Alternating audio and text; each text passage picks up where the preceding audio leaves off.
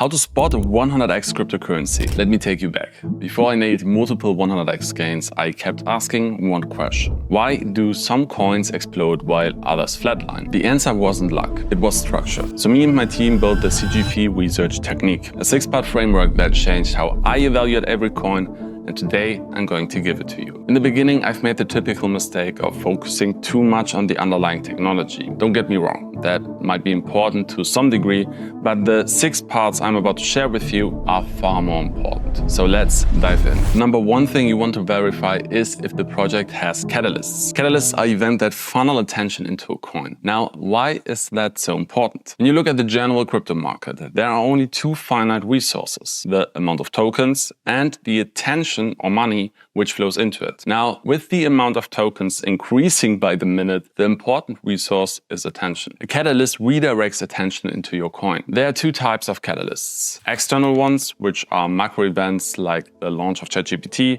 which pumped all AI tokens. And then you have internal ones, project-specific triggers like a protocol update, partnership, or a new feature. Now, to make your life simpler, I will go through a couple of those catalysts so you better understand what I'm talking about. The most known internal catalysts are exchange listings. Every time a coin announces a listing on one of the major exchanges, the price shoots up. Why is that? First of all, millions of crypto investors only buy via crypto exchanges, meaning that the coin now taps into a completely new market and increases the amount of money which could flow into it. Next is the anticipation of it. Investors know that, meaning that already at the announcement, investors buy the token on-chain simply because they know what's about to happen. The big problem with this specific catalyst is that the attention which flows into it is very short-lived and usually not sustainable. Now you wonder why. The reason for that lies in the way how liquidity works in crypto. Let me illustrate that on an easy example. Imagine you buy a coin for a price of $1 with $100,000 of your capital. Now the coin goes up to $10 and you hold $1 million in it. On-chain, selling $1 million of a token isn't easy. You are guaranteed to dump the price if you sell all at once, and not just a little, but you could simply crash the coin's price to zero. Now, exchanges like Binance are way more liquid, meaning selling big positions on an exchange still influences the price, but the price won't skydive when you do it. Besides the fact that someone is selling, why is that bad for our catalysts? Let's say your position isn't just $1 million, but $10 million. All you do is wait for an opportunity to get rid of those tokens. The moment the exchange opens up trading for that coin, all of those big holders have the ability to sell off their massive holdings, which makes this catalyst short-lived. To make your life easier and understand which catalysts are out there, I want you to head into the Telegram channel after the video and get the free catalyst list, which will launch with this video together. And no, I'm not asking for your email address. All you have to do is join the Telegram chat and then you can get your list over there. With that being said, let's get back to the other points. The next crucial factor is the token design. Before we dive into that, you first need to understand how the price gets created. By now, I'm sure that you saw this formula: price equals demand divided by supply. Now, the token design influences both sides. For the supply side, it shows you when, how, and to whom new tokens are released. This is important as you don't want massive amounts of tokens in the hands of private investors or the team. They should get their cut, obviously, but giving them too much can become a problem. Here, you need to understand 2 very important terms. First, the token distribution. Usually, you see this picture as a pie chart. This simply tells you who will get how much of the token supply. Second is the token release schedule. This shows you when they get their tokens. What you want to see is that in the early days, the inflation of a new token is as small as possible. Lower inflation means the price can reach higher numbers quicker. Now, how the tokens get unlocked is also very important. And again, there are different ways to do that. The 2 most common are linear unlocks, which means the token gets unlocked over a period. For example, 30% linear unlock over 30 days means that 1% of a new token gets unlocked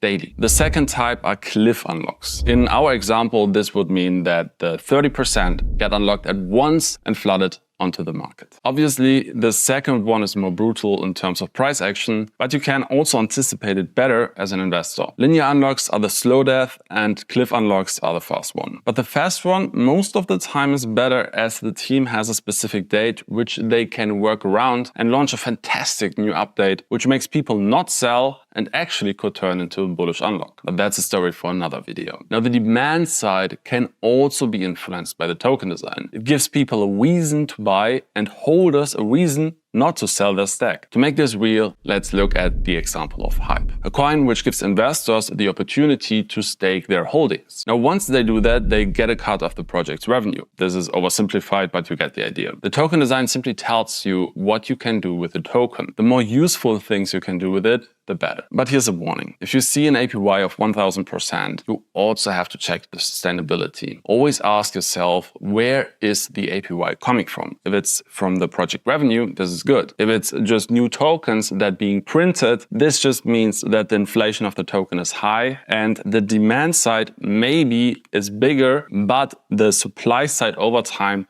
will just explode, which means the price will dump over the long term. OHM is a prime example for what happens to projects who offer those types of APYs. A bad supply design means death. Maybe not in the short term, but definitely in the long run. Now you might wonder why a team would do that. Well, their goal wasn't aligned with the goal of retail buyers. Which brings me to the third part. Every stakeholder should be on the same side, the buyer's side. A stakeholder is a group of token holders that fall into one category. The most prominent ones are the team, private investors, and you as part of the retail investors. If they are not aligned on one mission, buy more, it collapses. If insiders dump while you buy, the price goes nowhere. With the knowledge you have on the token design, you will also be able to figure out for what price those different groups received their tokens. A good website to see what you're up against is dropstep.com. Simply search for your coin's name and head over to the fundraising tab. Now you have to use a little math. If the valuation at the time of the raise was 1.25 billion and the valuation of the coin at launch is 12.5 billion, you can't say for sure how many tokens each of those single investors received, but if they're up 10x, that doesn't mean that they are necessarily interested in buying even more. Now in our example, if the private investors hold 10% of the tokens, this makes their stake worth $1.25 billion. To cut to the chase, this means $1.25 billion of potential selling pressure. One short, not good. And trust me, every venture capital out there will sell eventually. So don't think that they are your friends. They are only your friend as long as your interests are aligned. Now you might wonder, all of this didn't go into what the project actually does, right? Yes, and all of that is more important than what the project actually does. Because if all of those criteria are not positive, you could have the world's best use case and it still would be a bad investment. But if those criteria are positive, you want to check out the next important piece of the puzzle,